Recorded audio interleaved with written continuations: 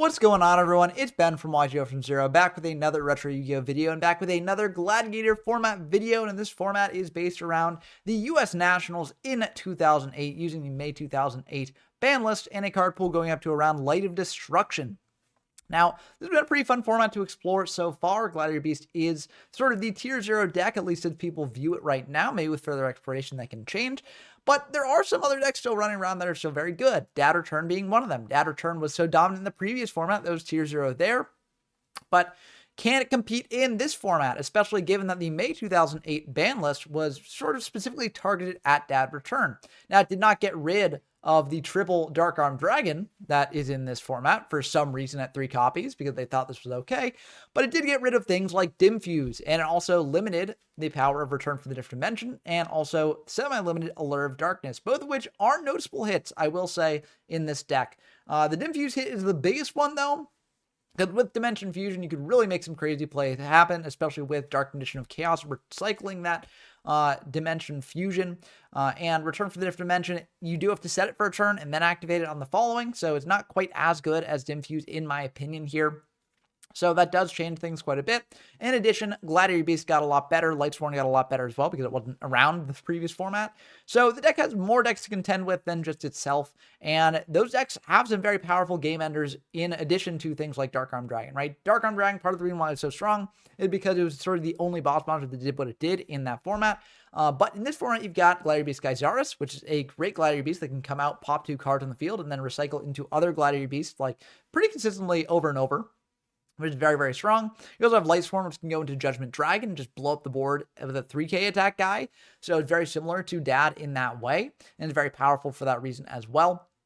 So you just have a lot of other decks to consider and play around, and you do sort of need to adjust your game plan a little bit, in my opinion. So I've sort of built a version of the deck for this format that I think is pretty good into Gladiator Beasts. And so let's just go through the card by card and just talk about it a bit. So firstly, I want to mention the big reason why I think this deck is a bit better into Gladiator Beasts than the version in Dad Return format is because we get triple DD Crow and triple Necro Gardener. These are sort of the things that you can keep activating to keep yourself alive on the turns that Cold Wave is activated. Because Cold Wave, very powerful card in both Lightsworn and in Gladiator Beasts.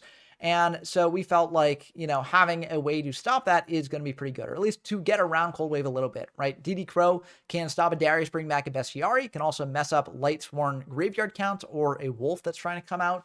So this thing is just very, very good hand trap in this format. Also good against other Dad Return decks because it can mess up their dark count while supplementing your own. And then Necro Gardener is a very powerful battle stopper. This is good probably in Dad Return format as well, but I think it's especially good here. And so we are playing 3 copies of it. And a common play that you might do is, you go into Greffer and then you just pitch a Necro Gardener, set a Necro Gardener, and then you get 2 battle stoppers in grave. And Gladiator Beasts have a really tough time playing through that potentially. So I think this is a pretty good way to sort of stop Gladiator Beasts from being able to do exactly what they want to do. For the other cards here, for our other warriors, we've got a Stratos along with a hero package here, including Double Mally, a Disc Commander, and a Dasher there, just for different reasons mainly. Now, Dasher's a bit awkward in this deck because if you attack in with it, then it switches to defense, which gives Gladiator Beast a free hit in there. But, if you're up against Glad Beast, you don't have to attack in with this right away. You can just leave it in attack if you do bring it out. But oftentimes you're just using this for a D-draw pitch and just another big guy to go into when you're going for your big pushes to kill your opponent. So I do think it is still worth playing. We've also got DD Warrior Lady here. This is really good into Glads because they attack into it. You banish the Glad, and then you're feeling good about that. You can also get proactive with this thing, banishing a Glad, or just banishing like anything, honestly. There are a lot of decks that don't want to lose things, and DD Warrior Lady banishing those things away is very good. So I like this card a lot here. We got a Sangen, search out a variety of cards in our deck. We got a Jinzo as another boss monster. This can be a pitch off of Greffer, or just a thing to bring out and, shut off your opponent's traps to insulate your plays. So this is basically like this deck's version of Cold Wave, but it's a bit better for this deck because this deck can't run Cold Wave itself really because it's playing so much draw power in the form of things like double Lure, triple D-Draw, and triple Upstart along with double Rhoda to really get its plays started. So like in our case, we're just using the Jinzo to shut off our opponent's things. So, and then of course, triple Dark Arm Dragon. This thing is crazy, and for some reason it's still at 3, so we're playing 3 of it. For the spells, I already mentioned the draw power. We also got a Brink on. This can be very good at just setting up more aggressive plays, and also just potentially taking control of your opponent's monster, treating over for like a Jinzo or a Dasher or something, and just, getting that removal there. We got a Heavy Storm and an MST to deal with our opponent's back row. We got a Reborn to revive many, many things in our deck, or from our opponent's graveyard as well. We got a Premat to bring back our monsters as well. We've got for the traps a Crush Card Virus, which paired with a lot of things in this deck. The Necro Gardens, the Sangans, the DD Crows, the Malleys, the Discmanator. A lot of things can trigger the Crush Card here, so it's very good. We got a Mind Crush because a lot of decks are searching things out or doing plays that, like, you know that if they do a certain thing, they're going to have another thing. Like, if your opponent summons out a relatively weak Glad Beast, and you're like, well, they're probably doing this to get off a Test Tiger thing. You can call Test Tiger off Mind Crush and just shut off their entire play. So it's very good there. We got Mirror Force to stop our opponent's battles, which it's pretty good against Gladiator Beast. We got a TT to blow up the board, a Return to bring back our monsters, and a Dust Shoot to spin back things from our opponent's hand. So I think it's a bit of a mess here. I just sort of like filled in Dad Return format, Dad Return deck, side deck, and then replaced some things with some key counters here. So the big things are Triple Twister. This is good against Shadow Imprisoning Mirror, which is a very good deck against this deck in particular. And when you have Gladiator Beast and Lightsworn that can both play it, it makes needing some more spell and trap removal a necessity, in my opinion. So we got the Triple Twister there. We also got a Dust Tornado and a Malevolent Catastrophe. I'm not too sure about Malevolent Catastrophe because they can always just go like, Cold Wave and then pop it with like a Bestiary or something. But I still have it here because I think it is pretty decent in the Glad matchup. We got a Dust Tornado as well, as I mentioned. But maybe like Malevolent Catastrophe should just be replaced with another Dust Tornado. Unclear. We've also got the Light Imprisoning Mirror for Lightsworn. We've got a Royal Oppression here, although we really do want to be summoning a lot. So I'm not sure whether you want to bring this in or not, but it is a thing that you can bring in. We should probably play more than one copy of it to just bring it in, but we got a lot of different options in this side deck. One Solemn for some reason. I honestly forget why I put in the one, but realistically, again, just like Oppression, we should be playing multiples if we are playing the Solemn here. We got a Caius to bring in instead of Jinzo mainly. Like if our opponent is not playing traps at all, then Caius can get more value than Jinzo. Card Trooper here, if we know we're not against Glad Beast, I think this is really good to set up our grave with things like Necro Garden and stuff. This is really good against Lightsworn as well. You attack into a Raikou, they pop this, you draw a card. That's pretty good. And against Glad Beast, is just kind of rough because like it can beat over a Glad Beast, but then they have a free attack over your thing, so it's not really the best in that regard. We got a Doom Cowl against certain decks as well. This thing can be pretty good. It's just a beefy guy. We got a Kaiku to stop banishing from our opponent's graveyard and just be a big guy as well. And then we got a Reaper to wall off. Again, if you're playing Glads, don't play this, but if you aren't playing against Glads, then this thing can be a good inclusion. For the Fusion deck, we're never going into this, so it doesn't really matter here. We have no way to interact with it. But it's unlimited Fusion deck at this time, so you can play, however many cards you want. And there's a lot of format where it is like this, so, take advantage of it while you can. But that's going to do it for the deck breakdown. Let's dive into some games and see how this deck actually plays. So the first replay we're going to get is against PJ Darkness, freak guests on the channel. Always a pleasure to have them on. And we are going to show off the match against Gladiator Beast because I do think this is the match that you'll encounter most often in this format as it currently looks. And I know that people have been, playing some Lightsworn, playing some Dad Return, trying to figure out if this format actually is tier 0 or if, other decks can compete now with modern knowledge. But the fact remains you're going to be facing Gladiator Beasts most likely when you play this format right now. So that's what we're going to show off first. We're going to go for Rhoda for a Stratos and search out a Dasher there. Now, the reason we go for Dashers is because we have the BrainCon in hand, and if I'm facing off against a Gladiator Beast deck, I don't want to search out Mally here to just be a weak guy that the Gladiator Beast can attack into and get some effects off, right? Also, if I really do need to get a Mally, I've got the Sangan here. Same with Disc Commander. We do have Reborn in hand, so Disc Commander could have been another option as well. But with no D-Draw here, I don't really feel the need to do it. So I do search out the Dasher just for that. And then I'm just going to pass back to my opponent. No need to set a return when we don't have any banished zone here. Of course, I could set it just to sort of preemptively set up an OTK push or something like that. But I don't think that's happening next turn given my hand here. And so I'm just going to leave it at this. The semi-limiting of Allure really does, sort of make an impact over the course of the game because it makes things like your return less live and things like that. So a bit of an interesting thing to note there. We're going to go for a Sangan here. Now, this could play into TT, but if it plays into TT, Sangan gets popped, I get a search, and I'm perfectly fine with that. And also, as long as they keep cards off of my field for Glad Beasts, I don't really need to worry much about that as well. Also, this turn specifically, I'm going to be saying Mirror Force as well here because I feel like that set might be a Morphing Jar. And if it is a Morphing Jar, I don't want to play into it by holding everything that I have in hand. So I am just going to go for the Sangan, set the Mirror Force, and then attack into that set monster. It looks like they've got a Crush card, though. So ultimately, I'm still happy that I set the Mirror Force beforehand. I didn't think that this deck would be playing like Malevolent Catastrophe main deck game 1, so I feel like this was a safe bet. And it looks like it indeed was. I get to set the Mirror Force without really revealing it, so now they don't know what that is. Unfortunately, I will lose some powerful cards in hand. I'll lose the Dasher and I'll lose the Dark Arm, but Dasher now is set up in grave for its effect later if I so choose. And I can still attack in for 1,000 with the Sangan. So I'm going to attack in, and then I'm just going to pass back to my opponent. There's no point to really setting here. But yeah, we're going to pass back. We could go Reborn on the Stratos to get a search there, but I don't really feel like I need to right now. I feel like I can just leave it at this and see what happens. Then we can go for a Bestiary here, attacking into the Sangan. I am just going to Mirror Force this. Now, there is an option to potentially not Mirror Force it because, you know, they can't bring out a Bestiary to pop the Mirror Force here.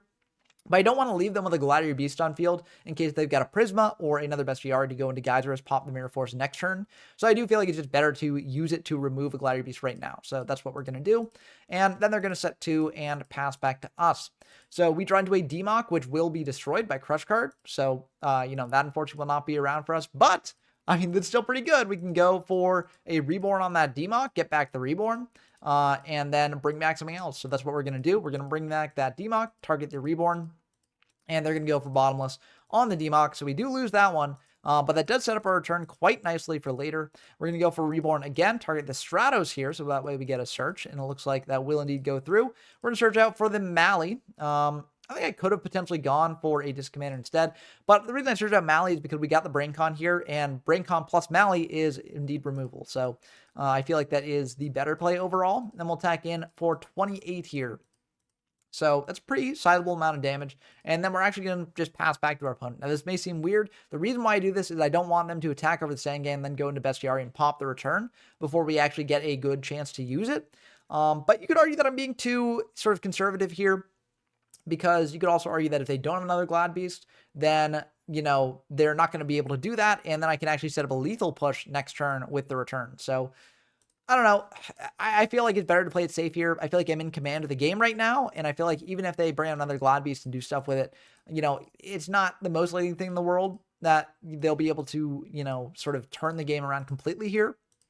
So I'm just going to play it a bit safe. I'm going to go for a Rhoda on the Grepher. Now here, there's a bit of a misplay on my part. I think I should have set the return then gone for Rhoda because it plays around Dust Shoot in case they're holding Dust Shoot.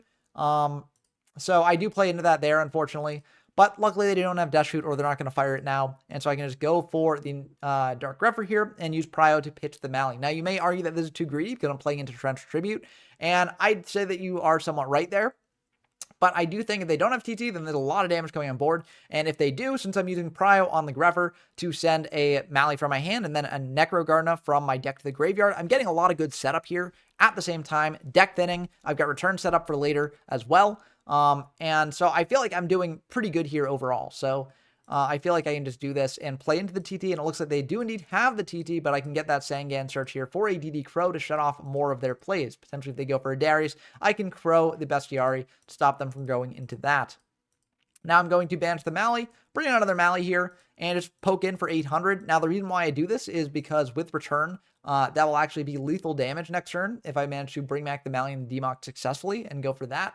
So I feel like this is pretty fine. And again, you know, because I've got Necro Engrave, I can feel a bit safer committing into this board because Gladiator Beast can't necessarily attack into this. I'm going to set a BrainCon as well, though, which actually might be a mistake. I think this probably is a mistake on my part. The way I'm figuring it is like, well, okay, the one way that return gets kind of, you know, ruined here is if they have a Glad Beast plus Test Tiger into a Bestiary, right? Because then they go summon out the Glad Beast, summon out Test Tiger, pop my back row, and then I lose the return, which is very, very unfortunate for me. I really want that return to be in the picture. But if they do that, then with the return, if that survives, then I'm in a really good spot. I'm probably winning the game from that next turn. And so if they do that, I want to sort of introduce some like uncertainty there. Like, do you pop the card closer to the deck or not?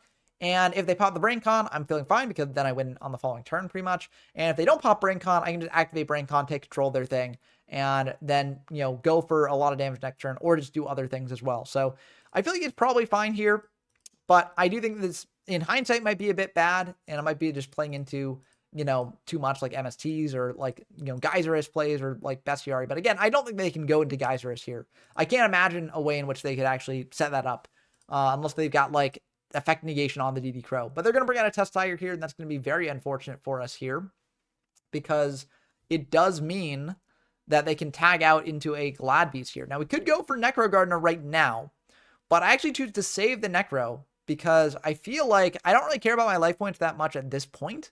What I do care about is stopping an actual Glad Beast attack later on. So I am just going to take that 900 there, and then they attack in with the Test Tiger. And I actually am just going to go for the return here, because if they go Test Tiger into Bestiari and then pop the return, if I activate return Chain Link 2, I don't get the demock effect here. So I want to get that demock effect off. So I'm going to go for return now and try and get that effect off. And unfortunately, they do indeed have a stopper for that. They're going to go for Solemn of their own and stop that return from coming down, so I won't be able to get back a spell. And now they can go into the Bestiari here and, you know, pop our back row. So we do lose the Brain Con there. So I think, you know, in hindsight, I probably should have kept the Brain Con in hand because they can't really pop it as much. But yeah, hindsight's 2020. And yeah, I do think that would have been the correct play though. But we draw to Jinzo, so we can basically just win the game off this probably, because we do have the Dasher still engraved, so we can go for the Dasher and bring out that Jinzo in draw, and then attack into the Bestiari there, dealing 900 damage, and then passing back to them. And they just admit defeat because they don't have a way to deal with that. So we're feeling pretty good about that game. That was a pretty good game one against Gladby. Sort of doing what the deck wants to do. You know, we took control of the situation, got Necros engraved, so that way if they did mount more Gladbeasts in the future, then we would be in a really good spot. And I feel like that's pretty good. Now, the downside to that, which you could potentially see there, is that, you know, if that Bestiari just been able to just remain set up there and not challenged, then if they committed another Gladiator Beast, they could just go into Geyserist potentially, or they could potentially just pave through the one Necro I had in Grave and get in for more damage that way. So that would have been a really bad thing for us. But I still feel like we did pretty well that game. And going into game two, you know, there are a bit more risks. Like Shadow Imprisoning Mirror is something that is very scary for this deck to deal with. We did bring in the Twisters to try and stop that.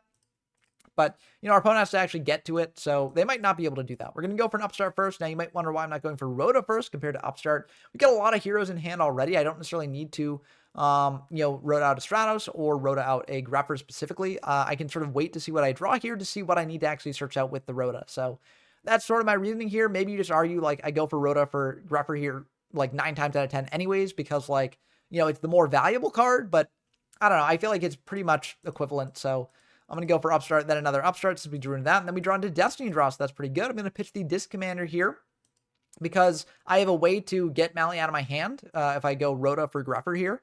So I don't really feel the need to not go for Destiny Draw on the Disc Commander. So we're going to do that. Draw into a Dasher and a Jinzo, and that's really good for us. Now that we've got the Jinzo, I'm just going to go for the Rhoda here. Search out a Grepher, and I'm going to do the Grepher. Special summon it out by pitching the Mally, bring that out in attack mode, and then trying to use Prio on its effect. Our opponent is going to use the DD Crow, though, on the Mally, chaining that to the Grepher's summon, or chaining that to the activation of the Grepher to summon itself, to avoid the Prio on the Mally.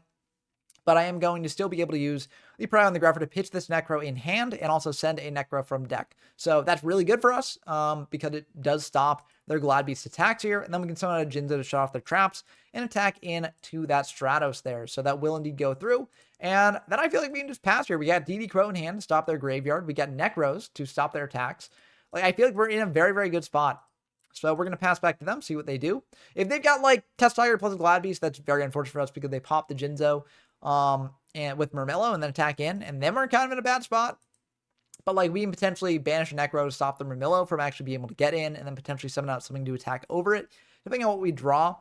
So I still feel like we're in an okay spot. Unfortunately, our opponent does have a Reborn to bring back the Disc Commander here, so that will be a bit unfortunate. They bring it back in attack. I think generally you want to bring it out in defense, but I mean, to be fair, if you're used to pre-mat and call a lot of the time, those bring out an attack. So I think it's just second nature to bring out an attack here, but generally you want to bring it out in defense just to sort of protect yourself. And 300 damage probably is not going to be the make or break here. This could also just be a bluff saying like, oh, I've got something to protect the Disc Commander, don't attack into it. But either way, I'm going to attack into it. So I just go for that. Tagging into the Disc Commander, and then going for pre-mat on the Disc Commander, trying to bring that back, but it does bait out a Crow, so we will lose that Disc Commander there. I felt like it was good to do that, though, because we don't really have much defense here. And then if we bring back the Disc Commander, then we can go for summoning out a Dasher, so that way we're still not vulnerable to the Gladbeast, and then we have a lot more aggressive pressure on board for when we actually want to go for a full lethal push. So unfortunately, the Crow does stop that. They're going to go for Cold Wave here and then pass back to us. So this, to me, says that they probably have another Cold Wave as well. And they're just sort of using it now just to, you know, prevent us from activating things here, but they still have one for when they want to insulate a play. And, yeah, I mean, either way, we're in a good spot here. They're kind of just, the fact that they have to use that now is a sign that they don't really have much in hand. So I feel like we're in a very comfortable position here. We're just going to attack in with the Jinzo there. And then we're just going to think about this in main two, but I ultimately decide to pass. I think I could have set the Twister. The Twister is mainly, the one thing I'd use it on, given that Jinzo's shutting off traps, would be like pre-mat. But I figure like it's not worth setting the Twister now and losing it to potentially like MST or some way to get into like Guiders or Bestiari or something. And then not having it for if our opponent flips up Shadow Imp later. So luckily the Jin's on field shutting off any like Shadow Imp potentialities right now. But if that does happen later, then that would be pretty bad for us. But since we draw into another Twister here, I am more comfortable setting this. I think I honestly should have set it before the battle phase because, if it's Morphing Jar, then we lose the Twisters, which is obviously unfortunate. But we're going to set the Twister now. That gets baited out by an MST. So we do lose that Twister, but we still have another Twister in hand. So I'm okay with this situation overall. We draw a Heavy Storm. I feel like there's not really a better time to use it than now, so we just go for the Heavy. And I actually do make a major misplay here. So what I should do here is just summon out the Crow, attack in for game. But I'm so intoxicated by the triple Heavy, but I forget. And that is a very, very dangerous misplay. Now, my opponent might not be able to get out of this either way. In fact, if we look at their hand, we see that they don't really have anything here to do to stop that. They do have pre-mat to bring back like Stratos. To go into like Prisma, or that's probably it, Prisma. But that doesn't really help them there. And then they draw into Solemn, so that is still not going to help them there. So they're just going to lose the game to this, unfortunately. Jinzo just soloing. But that can sometimes happen. It's why Jinzo is very good to include against Gladiator Beast, shuts down a lot of their deck. And also just very annoying for them to attack into. So they can't really attack into it. Of course, our opponent did not draw any Glad Beasts here this game, which is very unfortunate for them. But yeah, that's just going to be the end of the game there. So very good stuff, in this matchup. I like the feeling of this version of Dad Return against Glad Beast quite a bit. Of course, as I mentioned, there are things Glad Beast can do that just blows the deck out of the water. Like, Test Tiger plays are always going to be a problem for you, even if you do have Necro Gardener. And also like Shadow Imprisoning Mirror in games 2 and 3 can be brutal for you. And to see what I mean by that, let's actually watch a replay that I did not play, but this is a replay from the current Gladiator Beast monthly tournament happening on the YGF from Zero Discord server, linked in the description down below. But this is a game between Aritos and Little Mist here. And we're just going to show both hands because Little Mist is on Dad Return here versus Gladiator Beast on Aritos' side. So we're going to see this matchup here and see how this one goes. Now, of course, we're not playing the same build. They play Caius in the main, which I think is a fine inclusion. Like, I think that Little Mist inclusions, like, from what I've seen in these games, I think it is teched out to face off against Gladiator Beast in its own way. And I think that it's sort of doing it pretty well for the most part, I think. So they go for Alert, drawing 2, and then banishing the Caius. Then they're going to set a Dimpriz and a Dushu here. That's going to be pretty good as well. Ritos is going to draw into a Test Tiger, but that's going to get shuffled back with the Dushu, which I think is the correct play there because you don't want to turn on your opponent's Bestiari or Darius or things like that. They're going to attack in with the Darius, and that's going to get Dimpriz because Darius would just go into Bestie and pop that. So I think that makes sense. And then Aritos is going to pass back to Little Mist here. Now, unfortunately, they're kind of bricked up. They got Reborn and a pre-mat here, but that doesn't really help them that much. So this is going to be a bit awkward here overall. They're going to set a Torrential Tribute there, pass back to Aritos. Aritos is going to go for a Reinforcement of the Army for the Stratos here. That's going to search out a Prisma here. And Little Mist could potentially pop that with a TT, and they are thinking about it. If they do that, they can Reborn the Stratos, get a Surge off that, and that's not a bad plan of action at all. But it looks like they are going to let that go through, saving the TT for when a Gladiator Beast comes down, which I think also makes a lot of sense. Like, there are, like, very interesting decision points in this format. And, I think that is a perfectly valid one to make. The D-draw there is like, insult to injury, because now it's like, in that moment you see the D-draw and you're like, oh man, if only I had TT'd the Stratos, but you can't really tell that at the time. I mean, there's only 3 D-draws in the deck, so I think it is fine just to, let the Stratos ride there, but the Stratos is going to just keep poking in for 1800 every turn. Necrogarden is a great draw. You can set that and then sort of bait out more of the TT. If it doesn't bait out the TT, then at least it gets engraved. So, yeah, Aritos is going to attack in here over the Necrogarden, and then they're going to set a Bestiari here, which is a bit scary, but because it could just lead into a Glad Beast Contact Fusion here pretty soon. Stratos is going to come down, and that is going to get a Surge if this lands, and it looks like it will indeed land. You just got Bottomless and Book, neither of which can actually, prevent the Stratos from using its effect. And Little Mist is actually going to do the really heads-up play of doing a TT here. This can get the Stratos in Graveyard for a Pre-Mat or a Monster Reborn as well. So I do like this play. It also clears away Aritos' board. They're going to search out a Disc Commander here, and that is perfect for going for D-Draw. And then pitching that Disc Commander, drawing 2 into the Dark Magician of Chaos and the Dasher there. So not the best draws in the world, but not the worst draws in the world either, I will say. Only one Darkened Graveyard so far, though, so that's a bit awkward there. Heavy Storm on the back row, and that's going to get rid of the book. They're going to go for Premat on the Stratos. That's a bit of a thinker for Artos. You can DD Crow the Stratos, but then you don't have to DD Crow in case the opponent has a Reborn on the Disc Commander here.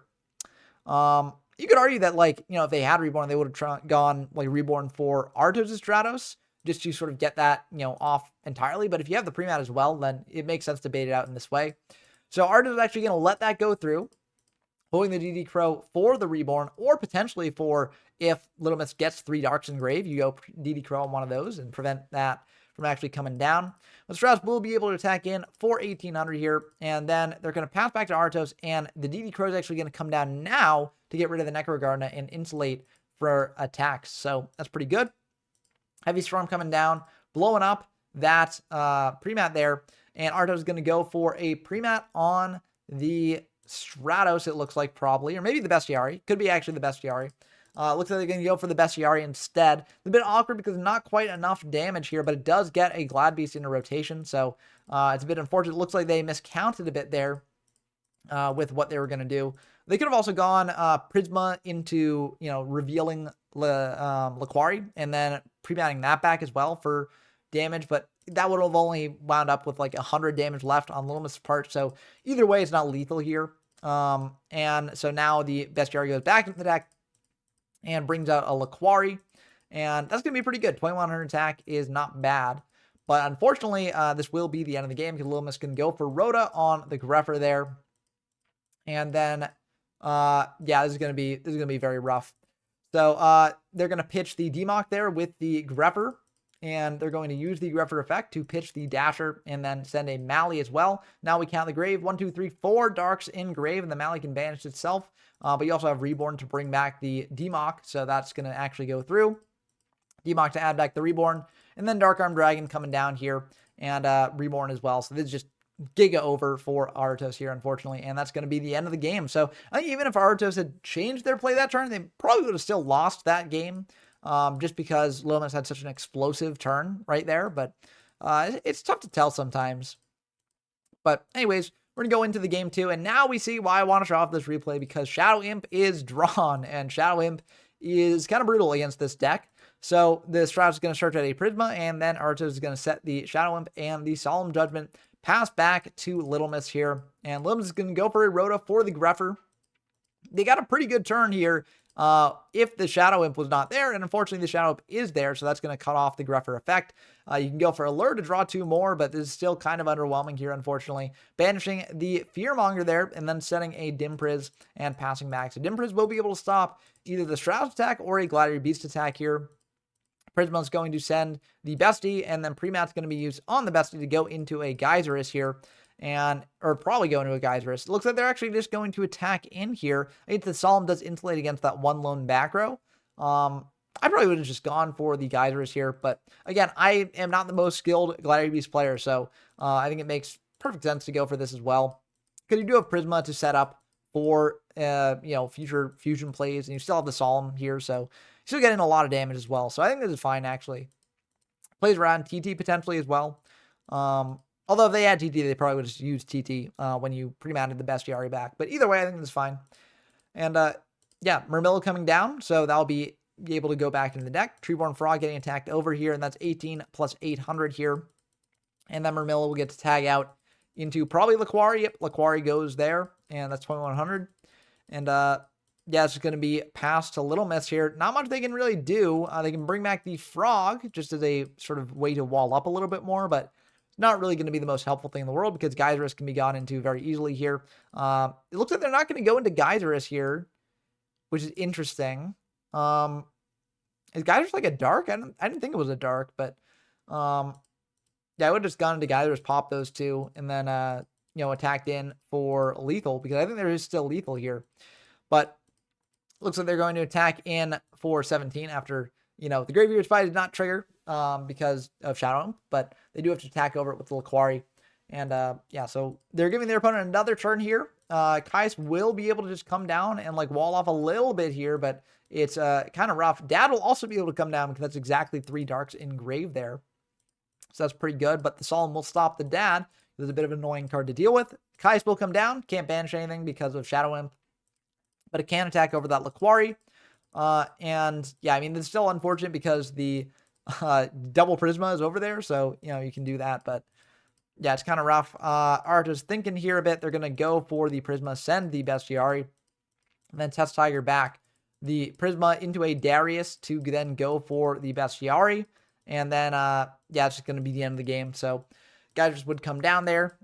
I think they could have potentially double Prisma'd, I think. Well, they might not have had enough cards in deck for that. But either way, you know, very good showing for the Shadow Imp in game 2 and 3. I mean, it's just rough. The Dad return can be so heavily sided against by Gladiator Beast.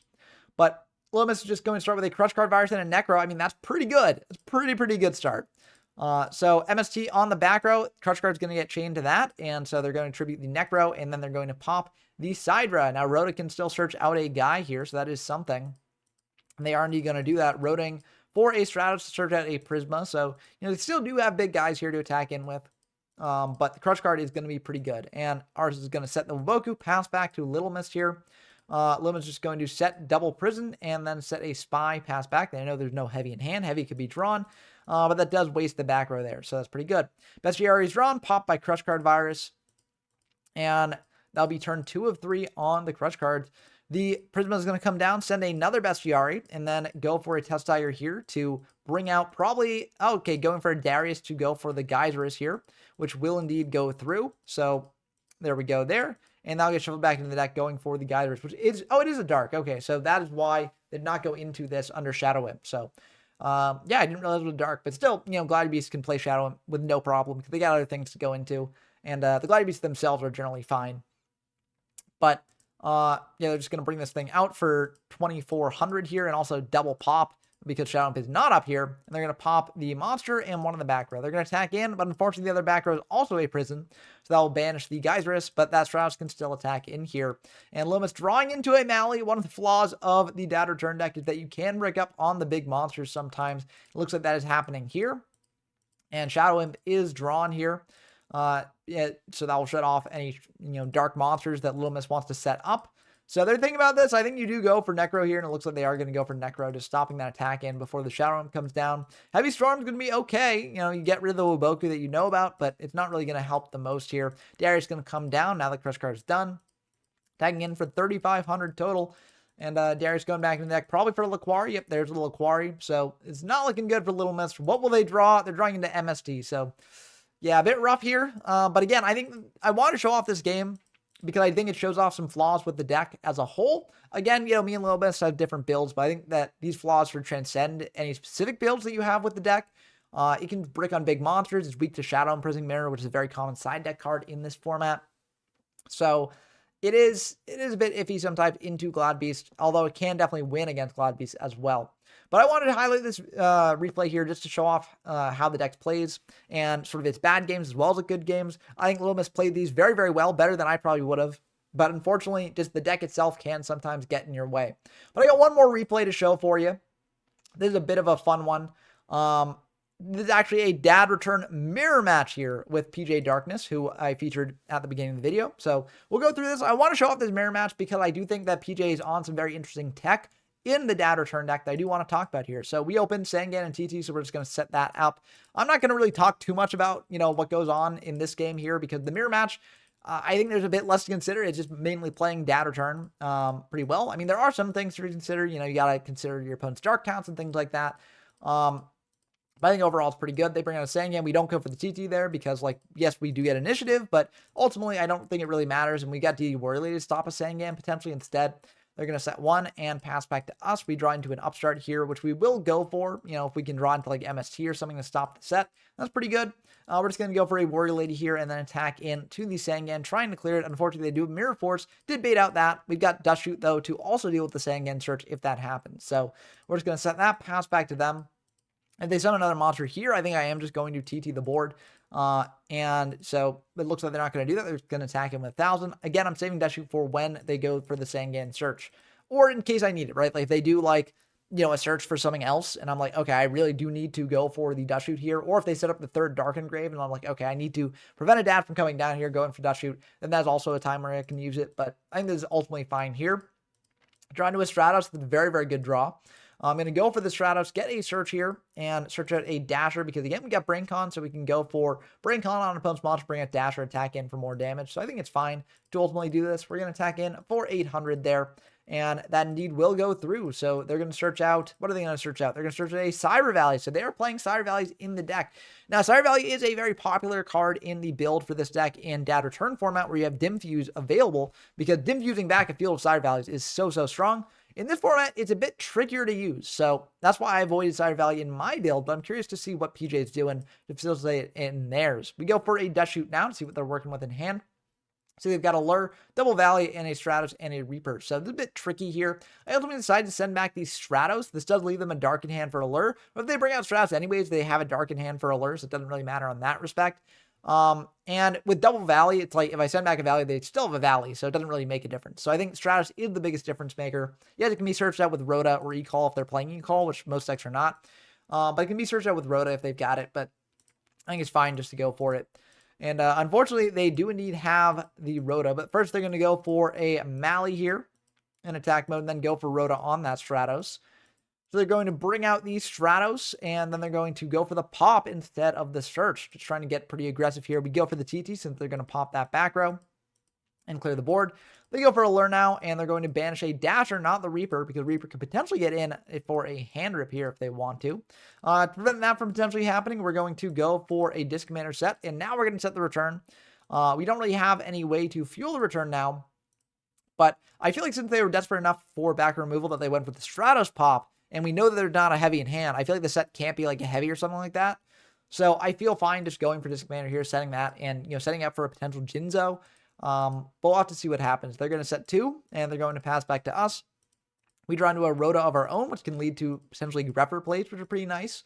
But we got to think about exactly what we want to do here. I think we do go for Rhoda here, not necessarily because we want to use Grepper this turn, but mainly because, like, it's basically our only good warrior left in deck that we can search out off Rhoda. So I think it might be our only warrior we can search. No, Necrogarden's warrior, so we can search that. But, like, I do think it's the best warrior to search here. And now they're going to go for Dust Shoot. So very good patience there on the Dust Shoot. So, yeah, they're going to actually send back the Jinzo there, which I think makes a lot of sense. But, yeah, that was a very, very good patience on that card. I could have potentially played around the Dust Shoot a bit. Yeah, I mean, unfortunately, setting one Brain Con would not have done it. But yeah, I don't know. That was a bit interesting. I also could have just tribute summoned out the Jinzo first before going for the Grepper. That is also an option there. But I figured that this would be fine enough because they didn't go for Dust Shoot and Standby, so I wasn't too afraid of it. But that was a very, very good hold on their part. We're going to go for Grepper, pitching the Dasher to send a Necro. This does multiple things for us. 1, sets up a Dasher Engrave in case we draw into a good Dark to summon. 2, it gets a Necro Engrave. And 3, it is 3 Darks Engrave total. So if we draw into a Dad, then we can bring that out immediately. And Necrogarden is a nice sort of like variable Dark here, where I can banish it in case I don't want to sort of oversaturate my graveyard. Of course, I have to do that during my opponent's turn. But still, if I've got Foresight with it, I can go for that. We attack into the Reaper here. They've got 2 Darks Engraved, so we don't actually want to clear the Reaper just yet. So we're actually going to hold our Brain Con here, and we're going to pass back to our opponent. Now, they could go for a Cyber Valley here to draw 2, but if they do that, that's not a 3rd Dark Engraved. So I am ultimately okay with that, even though it's not the best for us. But if they do summon out Cyber Valley, I would like also to Brain Con it. I feel like that'd be pretty good to take control of that and do stuff with that. But they're just going to set 1 pass back to us. We draw into a Mally here, which is pretty good with our Brain Con if we want to use it that way. We're going to attack in to the Disc Commander here. Now we've got an interesting choice.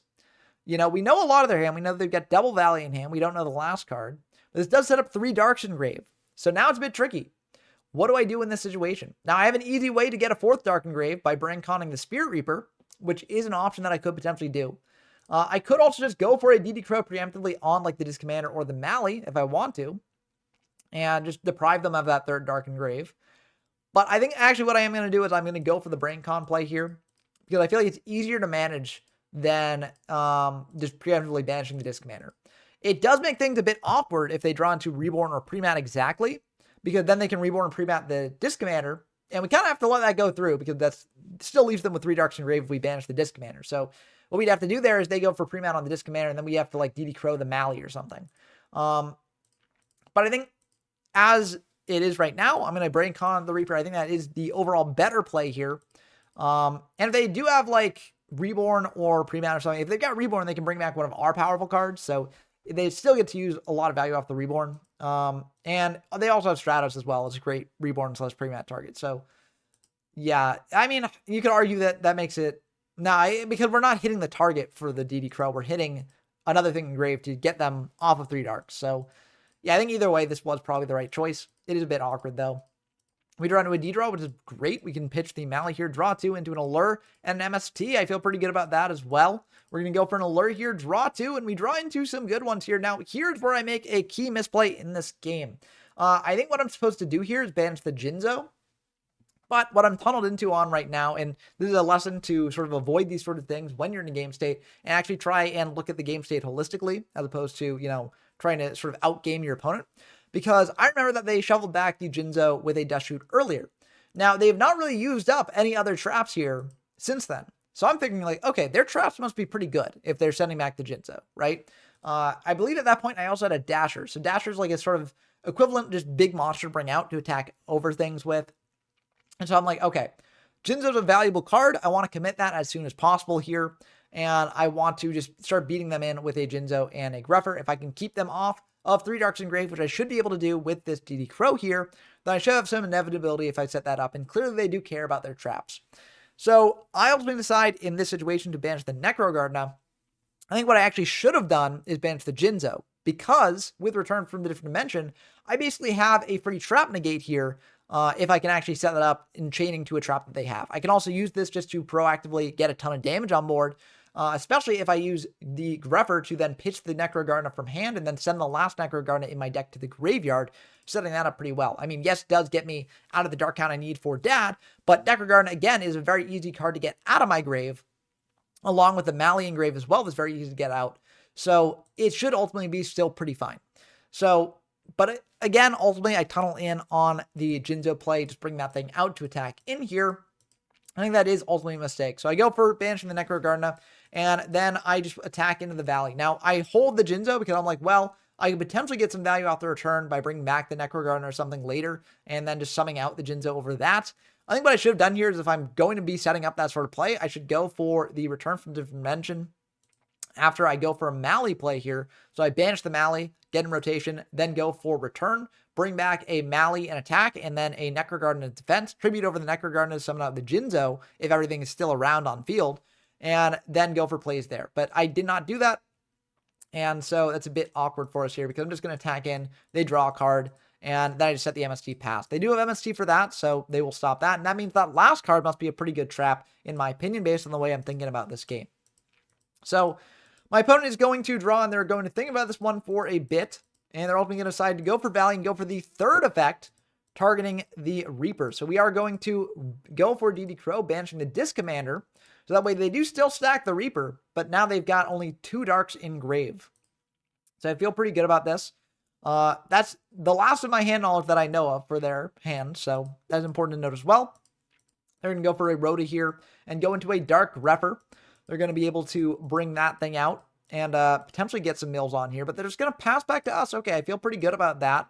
We draw into Mirror Force here, which is pretty good. Again, I could do the play that I mentioned with Return, going for Mali, going for Return to just start setting things up there that way. But ultimately, I decide that it's just best to just go for a Jinzo here, tributing over the set Disc Commander for that. Now, if they draw Reborn, I'm kind of cooked because they bring back the Disc Commander, and that's unfortunate for us. But again, if they got Reborn, they can bring back the Stratos, they can bring back other things. That'd also be very good for them here. So I don't think it's the worst thing in the world to just go for this play, bring out the Jinzo, and then attack in for some damage. But I do think it would have been better if I'd gone for Return for the Necro Gardener, tributed over for the Jinzo, and then attacked in. But I feel like that last trap is something really, really scary. And they've gone through Mirror Force already, so what is it? I feel like it's probably TT. So I feel like that play could come back to bite me. But if I do the Return play instead of just going for the Jinzo, I also get another Necro Engrave. So that's, there are pros and cons to all this. I can also then go for Mali afterwards and bring out the Jinzo that way. But Yeah, it's a bit awkward because I know that their hand's probably Greffer and Dad. I feel like that's the only reason why I'd go that aggressive on a Valley play to stack back the Reaper. But yeah, I'm just going to attack in for 24, pass back to them, or attack in for 24 plus 17. So that's pretty good. They go for a Dark Greffer here and attack into our Dark Greffer, and I will indeed go for the Necro to banish that, stop that attack from going through, because I figure they want that third Dark Engrave. So I'm not going to give it to them. And then they're going to set one pass back. I draw into a Destiny draw, which is pretty good here, but unfortunately not the best right now. So it's a bit awkward because I know that they've got a Dad in hand, or I have a very high inclination that they do. But, you know, I feel like I don't really have another way to actually get through what they're doing here and win the game without attacking into the Greffer. So I do ultimately decide to attack into the Greffer and then attack in for 25 on top of this. Now, I think, honestly, this is part of my mistake here. Another mistake after the return play was I did not actually bring out Mali on the previous turn to get in for some extra damage. After I'd gone for Jinzo, I didn't feel pretty safe just bringing out the Mali and then tagging in for an extra damage, which would actually have dropped them down to 100 here as opposed to having 900. Again, it wouldn't kill them this turn, but it gets them much lower than they are now. Shuts off things like Brain Con, shuts off things like Premat. So I think it would have been better to do here. But ultimately, at the end of the turn, since I know Dad's coming down, I'm going to set a Mirror Force and set a D-Draw, just to prevent them from actually being able to dad all our monsters and do a ton of stuff like that. They only have 3 Darks engraved. So I figure, you know, this way we can at least bait out the dad activation on our back row. D-Draw's dead here because, you know, we've gone through the Dasher, we've gone through this commander, we've gone through the 2 Malis. So that card's never going to come up. And yeah, so I feel like it's fine just going for this and baiting out the dad activations on that.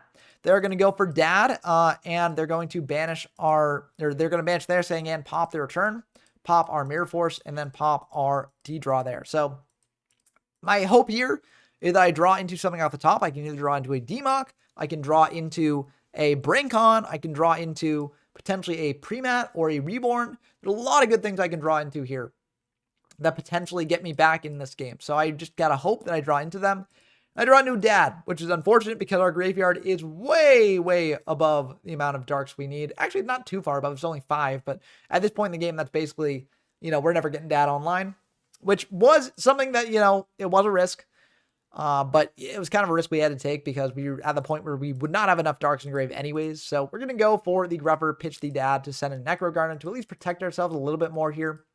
And then switch the Mali to defense, pass back. The reason I don't switch the Greffer to defense is because I feel like 1100 damage is not that much from the Dark Arm Dragon. I don't necessarily want to leave my Greffer vulnerable to more of my opponent's Greffers. I don't know if they're playing multiples, but I think it's still fine to do this. And they're going to think about this a bit, and they're ultimately going to decide to go for a DDR, Different Dimension Reincarnation. This is part of why I wanted to show off this build of the deck, because I think there's a really, really cool tech card here. And it does make the values make sense, right? Like, my reasoning for avoiding the valleys is because, you know, you're just not going to have enough banish recursion to actually bring them back consistently and get a ton of value off them. But with DDR, you potentially do have a lot more value there.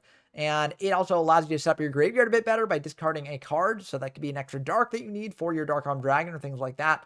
And it can get you a lot of value. So I think it's a very, very cool card. Haven't really seen too many people experiment with it yet, but it is around in this format, so you can play it and potentially increase the ceiling of your Dad return decks. Now, it could lower the consistency a bit, since this card is not always going to be the best for you, but it's going to be good. And actually, I think it might be better than return. That might be a hot take, but the fact that you can activate this proactively, kind of like a Dim Fuse, in my opinion, makes it very, very good and just turns on so many more of your plays. So I like this card a lot in the deck. And they are going to use it to bring out a Dasher. It's going to attack into the Greffer. I'll let that go through, and then I'll let the Mali attack go through as well. That Dasher should be in defense, but it won't really matter here overall. We go for an upstart into another D-Draw, and that's just going to be dead again. So we're going to set that pass back to our opponent here, and they're going to go for a Premat, so they didn't need to have that, which would have been shut off if I had made the Mali play earlier that I mentioned. But I think we'd still be dead here because we are in a really bad spot. They're going to go for the Shroud's Pop effect to pop our D-Draw. Ultimately, it wouldn't matter. We would still be in a bad spot. We'd probably still be Necro Gardening here anyways. So that will stop the Dad, and then they're going to pass back to us. We draw Mind Crush, which is useless without a hand, but we set it anyways as a bluff. And then they're going to attack in for 2,800. That trap was indeed a TT, so I did have the read that they did have a powerful trap back there, which is why they showed back Jinzo. But unfortunately, it was not good enough for the game here. And I think I probably should have banished the Jinzo to synergize with the return that I had there. And things maybe could have turned out differently, but it's tough to say in hindsight. Hindsight is 2020, but it is good to note these sort of things, but I do think that is a misplay that it's relatively seems like a minor misplay, but I think it was a misplay that ended up costing me that game there because it could have definitely been a winnable game if I had played that a little bit better. So this game, I'm going to go for Rhoda for Stratos, searching out the Dasher, and then going for an Allure here. This time I searched out Dasher because, I don't really want to banish the Dad, and I don't want to search out a Disc Commander or Mally, potentially just to lose it to Allure. I could just hold the Allure for later. That is an option as well. But I want to get the Allure on so that way I can draw into some better background. We do draw into return, which is pretty good for that Dasher there, bringing that thing back and doing pretty well that way. Our opponent's going to go for a D-draw on that Mally, which is going to be pretty good for them. They're going to go for an upstart here, giving us 1,000, drawing 1 card. And they're going to set 3 and then pass back to us. We draw into a DD Crow. They're going to Dust Shoot, so we go for Crow preemptively there to banish the Mally, so that way they won't be able to bring that thing back. This could potentially be a misplay, maybe giving them another card to potentially send back here is for the best, but I feel like it is fine just to go for the DD Crow, as I think this is a very, very valuable card here. So I feel like I am just going to do it and just shotgun it, get rid of the Mally. There aren't really too many higher priority cards that I'm thinking of right now. And then they're going to send back the Trooper. And they're going to Mind Crush away the DD Warrior Lady. So that's a bit rough. That did mess with my math a little bit. I was thinking like, well, they get Dutch Troops, so they send back one of the things, but they can't send back both Trooper and Warrior Lady. But they basically did do something better. So yeah. So I think this is fine. And then they're going to, or we're going to attack into the set. If it's Sangan, it's Sangan, they get a search. But we do have TT, so the Sangan would still get popped at some point on the board. But yeah, it's kind of rough here. They're going to search a Mally, because that other Mally is dead for them. This means to me that they either have a Grepher or a D-Draw that they want to get set up. Probably the D-Draw. They're going to go for Allure. Allure also works. So they're going to banish that Mally. They're going to go for D-Draw, pitching the Dasher there, getting that engraved. So now they're at 1-2 darks.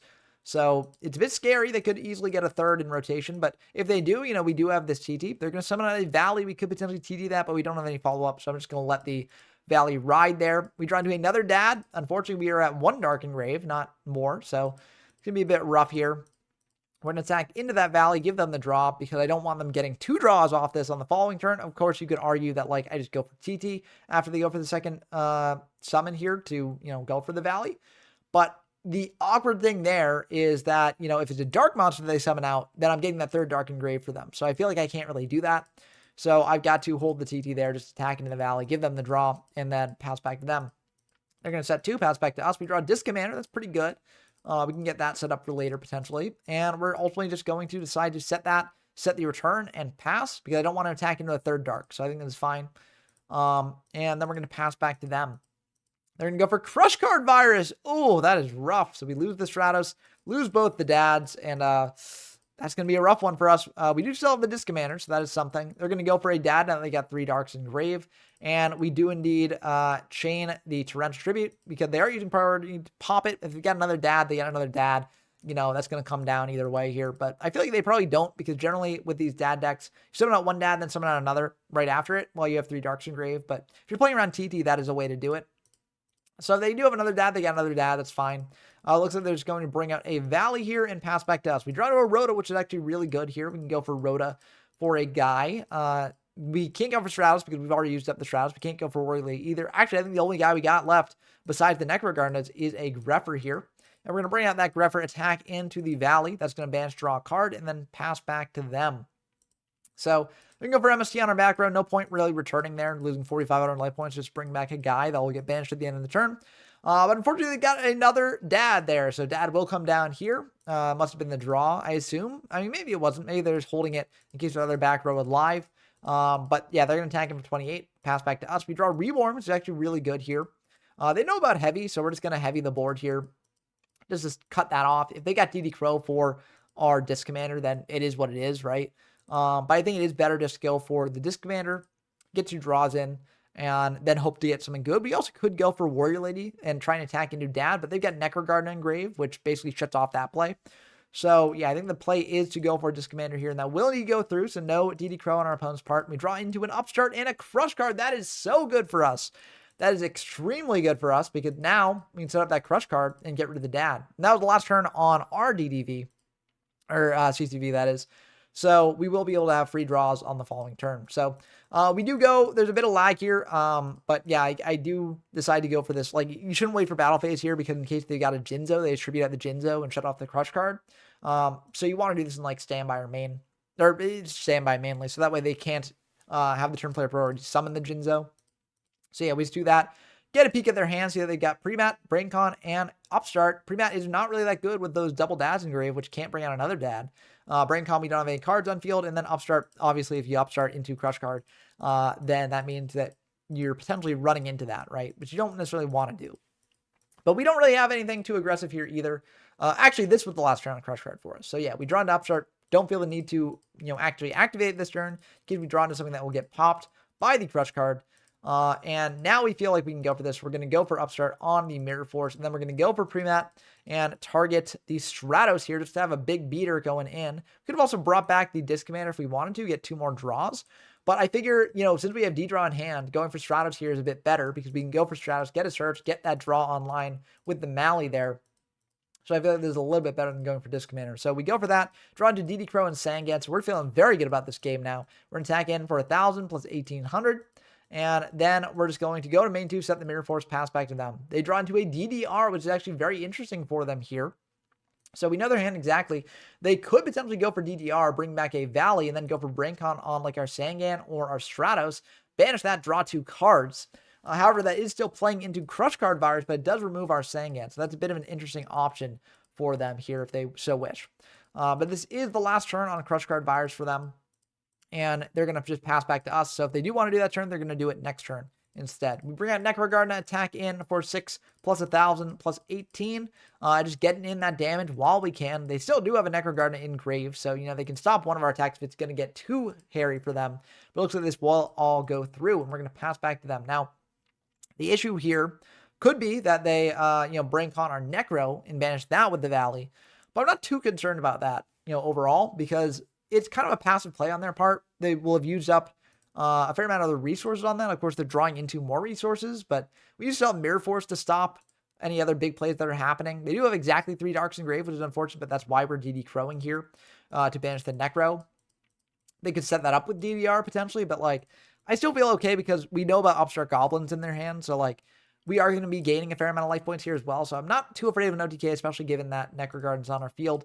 And yeah, again, the one risk is if they got DDR to take control, or DDR plus Braincon, take control of our Necro and prevent from getting engraved. But literally they're just going to go for a Sangan here, attack in to the Stratos. No point in actually going for Mirror Force here because, it's going to die anyways, and at least this way they take damage. And they're going to search out a Cyber Valley there. Main 2, they're going to summon out Dad because that is the 3rd Dark Engrave. Oh no.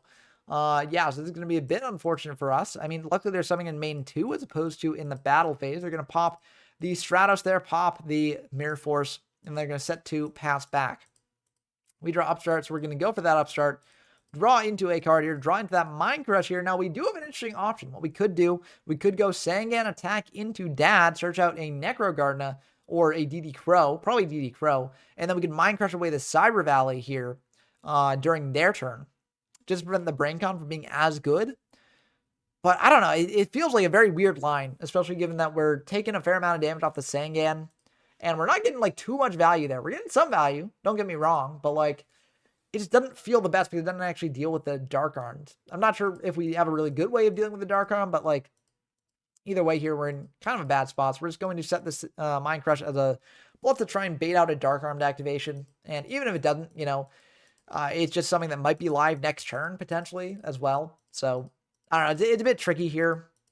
But we're in kind of a really bad spot. They're going to go for the Dark Arm, banish the Sangan. They're going to go for Braincon on our Necrogardna. And I will just cut to the chase. They've got return set, so they're just winning the game here.